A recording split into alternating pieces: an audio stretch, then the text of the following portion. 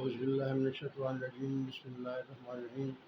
معزز ناظرین و سامعین، السلام علیکم۔ بر صغیر وہ علاقہ ہے جہاں اسلام اولیاء کرام کے ذریعے اور بیرونی حملہ آوروں کے ذریعے داخل ہوا۔ بیرونی حملہ آوروں نے تو جہاں آ کر مار داڑ کی، مال سمیٹا، لیکن اولیاء کرام نے جو ان لشکروں کے ساتھ آئے تھے انہوں نے اپنے اخلاق کریمانہ سے لوگوں کو متاثر کیا اور انہیں اسلام کی طرف راغب کیا۔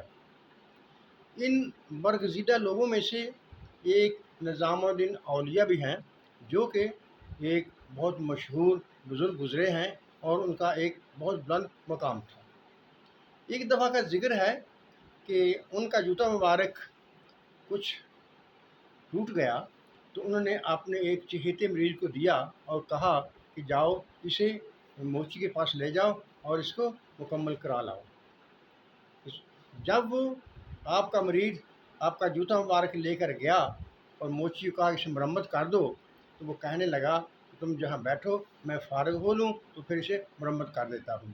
جب وہ دوسرے کام نپٹا چکا تو اس سے پوچھا، وہ جوتا پکڑا اور پوچھا کہ یہ جوتا کس کا ہے؟ تو وہ مریض وہ بولا یہ اللہ کی جوتی ہے۔ وہ موچی بہت حیران ہوا، وہ کہنے لگا ارے بھائی یہ کیا کہہ رہے ہو، اللہ کی جوتی ہے، اللہ جوتے پہنتا ہے؟ نہیں، ایسی بات نہیں ہے، اللہ جوتے نہیں پہنتا، تم بتاؤ یہ کس کا جوتا ہے؟ اس شریف آدمی نے جو آپ کا چہیتا مرید تھا اس نے پھر کہا یہ اللہ کا جوتا ہے۔ اس پر دونوں میں باتیں بڑھنے لگیں، تو تکرار ہوئی، باتیں بڑی، لوگ اکٹھے ہو گئے۔ جب لوگ اکٹھے ہو گئے تو آنے والے لوگوں نے بھی پوچھا یہ جوتا کس کا ہے؟ اس کی بس ایک ہی صدا تھی، یہ رب کا جوتا ہے۔ بات بڑھتی گئی، لوگ اسے لے کر بادشاہ کے پاس پہنچ گئے۔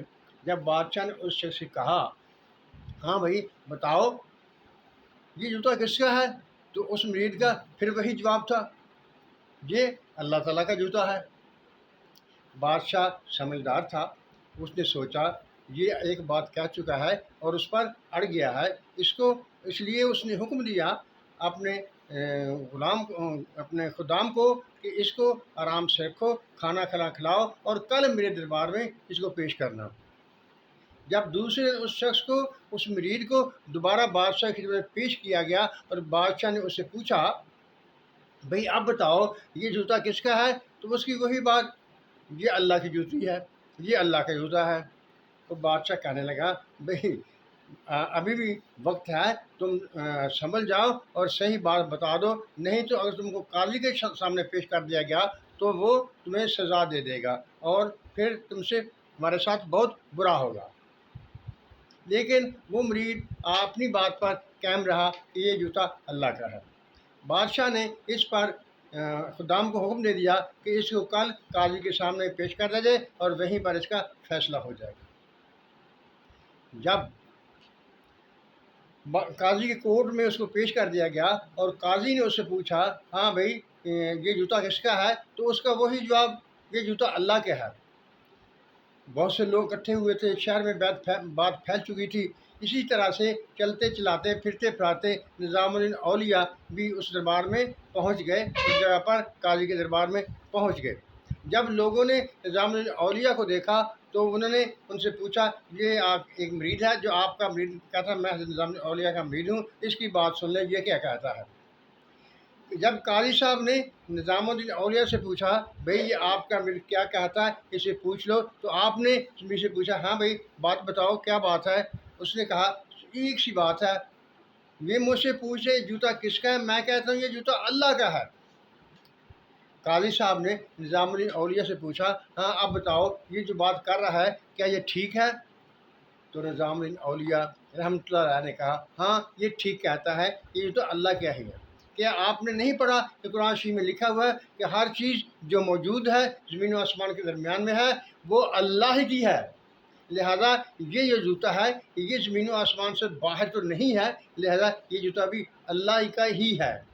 اس پر یہ بات اس قاضی کی اور تمام لوگوں کو سمجھ میں آئی کہ اس کا اس مرید کے کہنے کا مطلب کیا تھا۔ اس کا یہ مطلب نہیں تھا کہ یہ جوتا اللہ تعالیٰ پہنتا ہے، وہ صرف یہ کہہ رہا تھا کہ یہ جوتا اور اس کی ملکیت اللہ تعالیٰ کی ہی ہے۔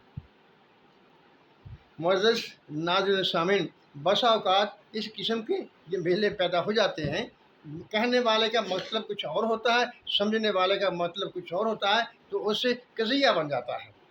لیکن ہمیں کھلے ذہن سے باتوں کو سوچنا سمجھنا چاہیے۔ اللہ تعالی ہم سب پر اپنی رحمتوں کی بارش کرے، آمین۔ اللہ حافظ۔